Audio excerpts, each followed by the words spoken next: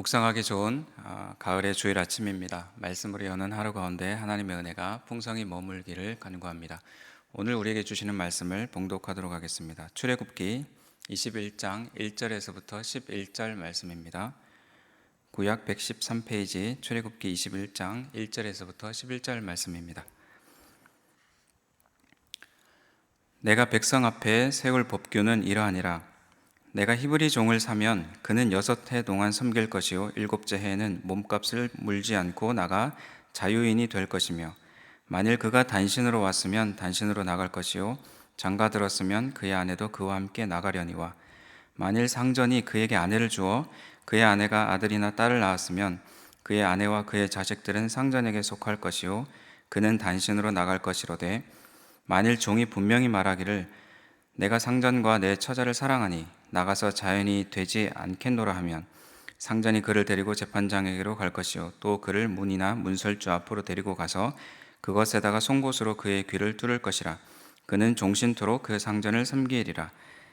사람이 자기의 딸을 여종으로 팔았으면 그는 남종같이 나오지 못할지며, 만일 상전이 그를 기뻐하지 아니하여 상관하지 아니하면 그를 속량하게 할 것이나, 상전이 그 여자를 속인 것이 되었으니 외국인에게는 팔지 못할 것이요, 만일 그를 자기 아들에게 주기로 하였으면 그를 딸같이 대우할 것이요, 만일 상전이 다른 여자에게 장가들지라도 그 여자의 음식과 의복과 동침하는 것은 끊지 말 것이요, 그가 이 세 가지를 시행하지 아니하면 여자는 속전을 내지 않고 거저 나가게 할 것이니라. 아멘. 오늘 본문부터는 시민법, 또 사회적 관계에 대한 율법을 하나님이 모세를 통해서 알려주고 계십니다. 종에 대한 법, 폭행에 관한 법, 또 소의 주인에 대한 법, 또 재산권과 배상, 또 도덕, 공평, 그리고 안식년, 안식일, 이런 이제 관련된 법에 대해서 알려주고 계십니다. 그 시작이 21장 1절인데 이렇게 시작합니다. 내가 백성 앞에 세울 법규는 이러하니라. 즉 모세가 이스라엘 백성들 앞에서 공포하여야 할 법규들입니다. 이런 법규들은 십계명의 바탕, 근본적인 원칙 위에서, 바탕 위에서 사회생활로 확장되어지고 있습니다. 특별히 오늘 본문은 종에 대한 법을 알려주고 있는데 1절 말씀을 제외하고 오늘 본문을 두 부분으로 나눠서 살펴보면, 첫 번째는 2절에서부터 6절까지 남종에 대한 규례, 두 번째는 7절에서부터 11절까지 여종에 대한 규례에 대해서 알려주고 계십니다. 첫 번째 먼저 남종에 대한 규제를 살펴보려고 합니다. 현재 우리나라 입법 과정을 법제처에서 살펴보니까 법령의 입안에서부터 공포되고 시행되기까지 12단계를 거치고 대략 날짜를 계산해 보니까 6개월이 걸립니다. 하나의 법이 세워지기까지 이렇게 많은 과정과 힘든 시간들이 필요합니다. 사람의 지혜를 모아서 만들어도 부족함이 많은 법인데, 이스라엘 백성들에게는 하나님이 모세를 통해서 그 단계들을 건너뛰고 법을 공포하게 해주십니다. 하나님이 주시는 법에 대해서 불평이나 불만이 있을 수 있지만 하나님은 어떤 법이든 명령하실 수 있는 주권을 가지고 계십니다. 이 법이 좋은 법인가 이런 것을 따지기 전에 우리는 순종하는 마음을 먼저 가져야 됩니다. 그런데 하나님이 고안하신 이 법에는 은혜가 있습니다. 종에게도 은혜가 있습니다. 당시 주변 나라들의 법들과 비교해 본다면 이것은 정말 파격적인 법입니다. 시간이 지나면 언제든지 이 종이 자유인이 될 수 있는 법이기 때문에 그렇습니다. 어떤 사람이 히브리인 종을 사면 종은 6년 동안 주인을 섬기고 7년째는 몸값을 물지 않고 자유인이 될 수 있었습니다. 불과 몇백 년 전에 조선시대에 노비에서 양민이 되려면 곡식 13석을 나라에 바쳐야 하는데 이 부피 단위가 지금 정확히 알 수 없지만 그래도 어림잡아도 1톤이 넘는 분량입니다. 그런데 7년째만 되면 자연이 될 수 있다는 것은 정말 놀라운 법이고 또 놀라운 엄청난 은혜입니다.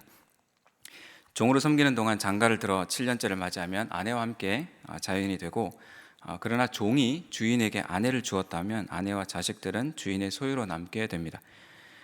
그래서 종은 두 가지 선택을 할 수 있습니다. 하나는 가족은 두고 홀로 나가든지, 아니면 자유인이 되지 않고 가족과 함께 살되 스스로 종신토록 주인의 종이 되는 그런 선택지가 있었습니다. 자유인이 되지 않는 이유, 그 이유를 보면 내가 상전과 내 처자를 사랑하니라는 설명이 보태져 있습니다. 주인이 자비롭다면, 그런 주인을 모시고 있다면 가족들과 함께 지내도 나쁜 선택지가 아닐 수 있습니다. 이 내용을 보면 종에게만 유리할 것 같기도 하지만 또는 주인에게 유리한 법도 아닌 것을 알 수 있습니다.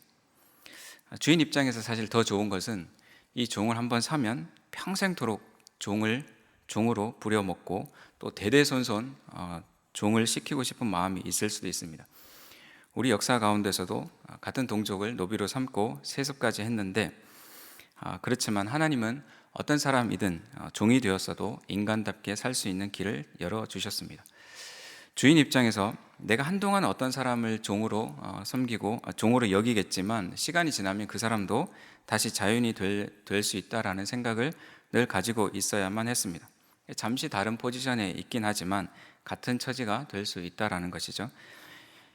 이스라엘 백성들은 종살이의 경험을 민족적으로 가지고 있는 그런 민족입니다. 하나님의 은혜로 그들을 애굽에서 건져내 주셨고 그래서 자유인이 되게 해주셨습니다. 그런데 만약 그 역사를 잊고 살아간다면 우리가 속담처럼 개구리가 올챙이 시절을 모른다라고 하는 말과 같은 모양이 되는 것입니다. 개구리와 올챙이가 모양새가 참 많이 다릅니다. 언제 내가 저런 올챙이 시절이 있었나 생각할 수도 있습니다. 심지어는 개구리가 올챙이를 잡아먹기까지 합니다.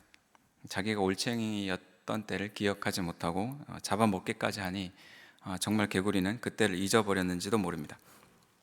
그러나 우리가 하나님의 은혜를 미리 먼저 맛보았다면, 그것이 은혜로 이루어졌다면 우리가 더 낫다 못하다 50보 100보 이렇게 다툴 것이 없습니다. 주인에게 그러면 손해만 있는 것인가? 그렇지 않습니다. 하나님은 종을 자유인으로 내어주면 복을 주신다라고 약속하고 계십니다. 신명기 15장 13절에 보면 그를 놓아 자유하게 할 때에는 빈손으로 가게 하지 말고, 또 15장 14절에 내 양무리 중에서와 타작 마당에서와 포도주 틀에서 그에게 후히 줄지니 곧 내 하나님 여호와께서 내게 복을 주신 대로 그에게 줄지라. 또 18절 말씀에 보면 그가 6해 동안에 품꾼의 삭새에 배나 받을 만큼 너를 섬겼은즉 너는 그를 놓아 자유하게 하기를 어렵게 여기지 말라.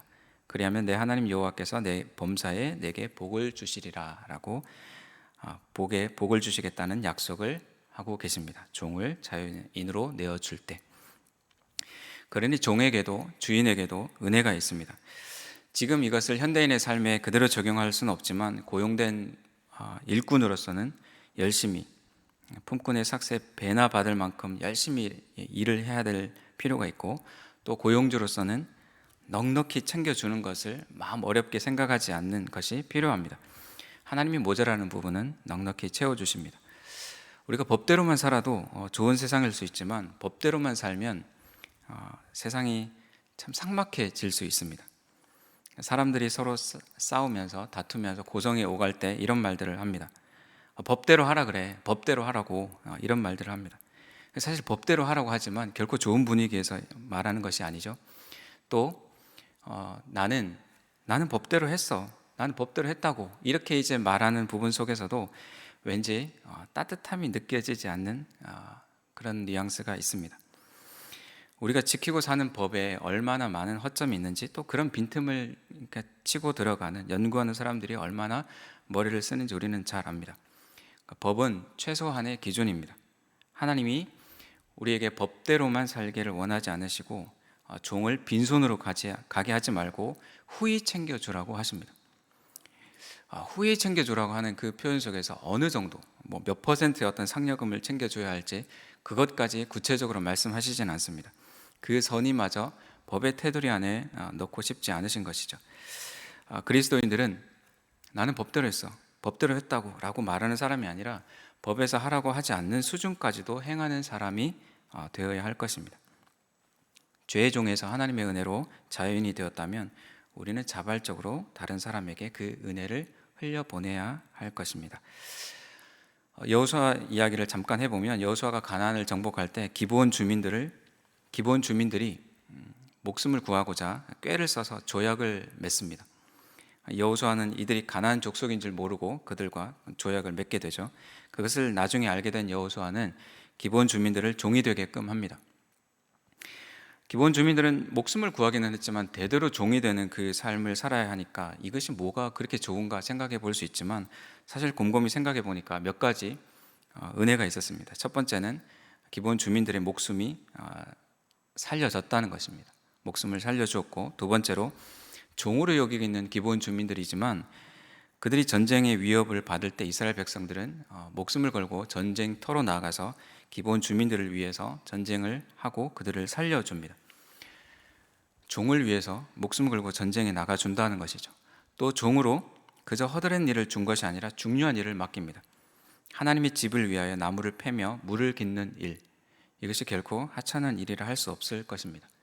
종에게 중요한 일도 맡겨주는 것이죠. 종이 되었지만 어쩐지 불쌍하다는 생각보다 은혜롭다는 생각이 머리를 스쳐 지나갑니다. 하나님은 종을 불쌍히 여기시는 분이십니다. 종에게도 은혜를 베풀어 주십니다. 우리는 우리를 불쌍히 여겨 주시는 하나님의 은혜를 경험한 자들입니다. 법을 잘 지킬 뿐만 아니라 법을 넘어서 선행을 실천해 나가는 그런 성도님들이 되기를 축복합니다. 두 번째로 여종에 대한 규례는 7절에서부터 11절까지 나와 있는데요. 여종에 대한 신명기의 규정을 살펴보면 남종이나 여종이나 차별은 없습니다. 7년째가 되면 여종도 자연이 될 수 있습니다. 오늘 본문에서는 좀 특별한 상황을 설명하고 있습니다.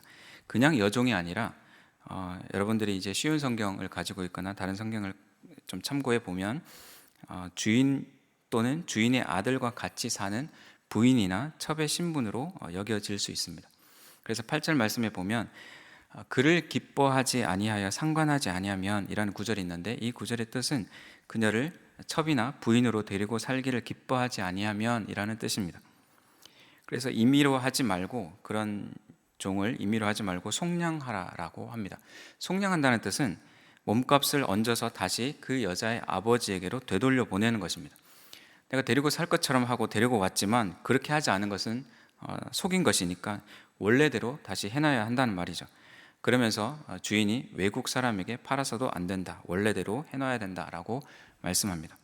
10절 말씀에 보면 만일 상전이 다른 여자에게 장가들지라도 그 여자의 음식과 의복과 동침하는 것은 끊지 말 것이오.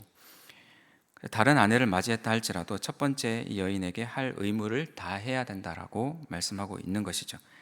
그러니 그 당시의 상황을 고려해 본다면 여종에게도 은혜가 있습니다. 이런 법이 없었다면 여자는 쉽게 내버려질 수 있고 경제적으로 심각한 어려움에 처해질 수도 있고 사회적 시선뿐만 아니라 심지어는 외국으로 팔려갈 수도 있었기 때문입니다. 이 세 가지 의무를 시행하지 않으면 속전을 내지 않고도 그 여인을 그저 주인은 내보내야만 했습니다. 주인의 입장에서는 몸값을 지불했지만 그 원래 목적대로 할 것이 아니고 또 의무를 다하지 않을 것이라면 몸값을 다시 받을 생각하지 말고 그 여종을 자유인으로 풀어주라고 말씀하시는 것이죠. 하나님이 남종, 여종에 대한 규례들을 말씀하시면서 분명하게 선을 그어주십니다. 모두가 하나님의 백성입니다. 하나님이 돌보시는 백성입니다. 주인이나 종이나. 하나님의 말씀에 순종할 때 주인에게는 주인대로 은혜가 있습니다. 종은 어떤 것을 요구할 형편이 안 되지만 율법으로 보장받는 하나님의 은혜가 있습니다. 종에 관한 법뿐만 아니라 각종 세분화된 법을 알려주시는 그 하나님의 마음을 우리가 잘 헤아리기 원합니다. 우리가 은혜 받기를 원하시고 우리가 이것저것 법을 따져가면서 내가 손해보지 않고 더 많은 것을 움켜쥐려고 하는 그 마음보다, 그렇게 사는 것보다 우리가 은혜를 아는 자, 하나님이 이렇게 법을 주신 이유를, 그 마음을 먼저 헤아릴 수 있는 우리 모두가 되기를 간절히 원합니다. 오늘날에도 어떠한 형편이 있든지 부족한 자에게 부어주시는 하나님의 은혜를 꼭 깨닫고 알고 또 특별히 하나님의 마음을 잘 알아 헤아리는 성도님들이 되기를 주님의 이름으로 소망합니다. 기도하겠습니다. 하나님 아버지, 하나님이 말씀을 통해서 우리에게 각종 세분화된 법을 알려주시는데 이 법을 우리가 순종할 수 있도록 도와주시고 또 이 근본적인 하나님의 마음과 원칙을 우리가 깨닫기를 원합니다. 부족한 자이나 종이나 주인이나 다 하나님이 돌보시는 백성이고 또 하나님의 은혜를 주시기를 원하는 것을 우리가 깨닫고 우리가 지금 현대를 살아가면서도 이것저것 따지고 빼앗고 그렇게 계산하며 사는 자가 되는 것이 아니라 하나님께 맡기고 흘려보낼 수 있는, 후히 흘려보낼 수 있는 우리 모든 성도님들이 되어질 수 있도록 도와주옵소서. 예수님의 이름으로 기도합니다. 아멘. 계속 기도와 함께 깊은 묵상으로 나아가겠습니다.